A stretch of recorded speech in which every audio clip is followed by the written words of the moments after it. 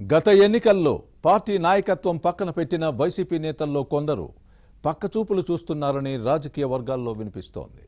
అలాంటి వారిని అధిష్టానం పట్టించుకోవడం లేదన్న చర్చ సాగుతోంది.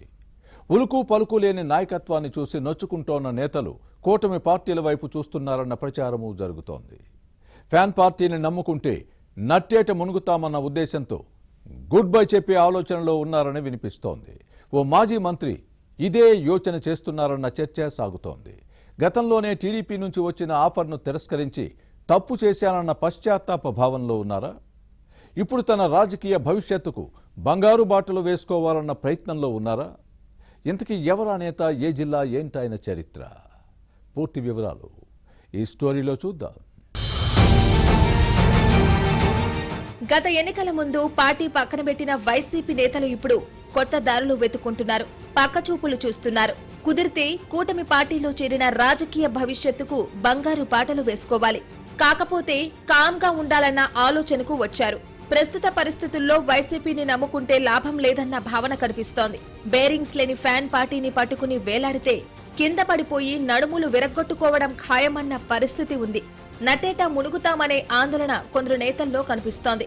కూటమి ప్రభుత్వం చేస్తున్న అభివృద్ధిని చూస్తే 2029లో వైసీపీకి అధికారం కష్టమనే నేతల సంఖ్య క్రమక్రమంగా పెరుగుతోందన్న భావన పార్టీ నేతల్లో బలపడుతోంది. అలాంటి వారిలో ప్రకాశం జిల్లా మాజీ మంత్రి మానుకొండ మహేందర్ రెడ్డి ఒకరు. జగన్ను నమ్మి వైసీపీలో చేరితే గత ఎన్నికల్లో టికెట్ ఇవ్వకుండా పక్కన పెట్టి తన భవిష్యత్తును నాశనం చేసుకున్నారన్న బాధ ఈ నేతలో కనిపిస్తోంది. తిరిగే కాలు తిట్టే నోరు ఊరుకోదన్నట్టు రాజకీయాలు చేసి ప్రోటోకాల్కు అలవాటు పడిన వారికి ఏ పదవి లేకపోతే ఒక పట్టాన్న పొద్దుపోదు. పదవుల విషయం పక్కన పెడితే ఎప్పుడూ యాక్టివ్ పాలిటిక్స్ లో ఉండాలనుకుంటారు. కందుకూరు నుంచి 3 సార్లు కాంగ్రెస్ ఎమ్మెల్యేగా ప్రాతినిధ్యం వహించిన మహేందర్ రెడ్డి ముఖ్యమంత్రి కిరణ్ కుమార్ రెడ్డి మంత్రివర్గంలో మున్సిపల్ శాఖను నిర్వహించారు. రాష్ట్ర విభజన తర్వాత 2014 ఎన్నికలకు దూరంగా ఉన్న ఈ నేత 2019లో వైసీపీలో చేరి ఎమ్మెల్యే అయ్యారు. కానీ 2024 ఎన్నికల్లో టికెట్ ఇవ్వకుండా పార్టీ నాయకత్వం దూరం పెట్టింది. టికెట్ కావాలంటే టీడీపీ అగ్రనేతలు చంద్రబాబు, లోకేష్ తో పాటు జనసేన అధినేత పవన్ కళ్యాణ్ ను తిట్టాలన్న జగన్ షరతులను ఒప్పుకోకపోవడంతో పక్కన పెట్టారు. కనిగిరి నుంచి బుర్రా మధుసూదన్ ను కందుకూరు తీసుకొచ్చి పోటీ చేయించిన కూటమి వేవ్ లో ఓటమి తప్పలేదు. గత ఎన్నికల ముందే టీడీపీలో చేరేందుకు మహేందర్ రెడ్డి ప్రయత్నించి పార్టీ అధినాయకత్వంతో చర్చలు జరిపినా అవి అసంపూర్తిగానే మిగిలిపోయాయి. దీంతో 2 ఏళ్లుగా వైసీపీలో సైలెంట్ అయ్యారు. కందుకూరులో జరిగే పార్టీ కార్యక్రమాలకు మహేందర్ రెడ్డికి పిలుపు ఉండడం లేదు. దీంతో ఈ మాజీ మంత్రి అసలు పార్టీలో ఉన్నారో లేదో తెలియని పరిస్థితి కందుకూరులో నెలకొంది. క్యాడర్ దూరంగా ఉంటోంది. రాజకీయ తెరపై కనిపించకుండా పోయిన మహేందర్ రెడ్డి తన భవిష్యత్తును చక్కదిద్దుకునే పనిలో ఉన్నారు.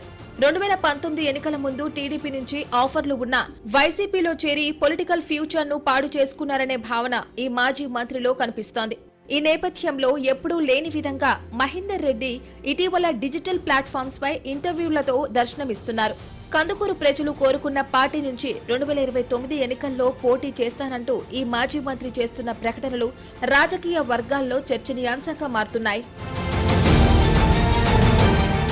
వైసీపీలోనే కొనసాగుతున్న పార్టీ అవమానిస్తుందనే భావం ఈ మాజీ మంత్రిలో ఉంది. ఫ్యాన్ పార్టీలో ఏ తప్పు చేయకపోయినా అపరాధిగా చూస్తున్నారనే ఫీలింగ్ కనిపిస్తోంది. ఇలాంటి పరిస్థితుల్లో వైసీపీలో ఎంతకాలం ఉన్నా ఏముంటుంది, చీత్కారాలు చీదరింపులు మినహా అనే భావం ఈ నేతలో బలపడుతోంది. దీంతో వైసీపీలో కొనసాగే బదులు రాజీనామా చేసి కూటమి పార్టీలో చేరడం మంచిదనే ఫీలింగ్ ఈ నేతలో ఉంది. ఈ క్రమంలోనే వైసీపీకి గుడ్ బై చెప్పబోతున్నారన్న ప్రచారం జరుగుతోంది.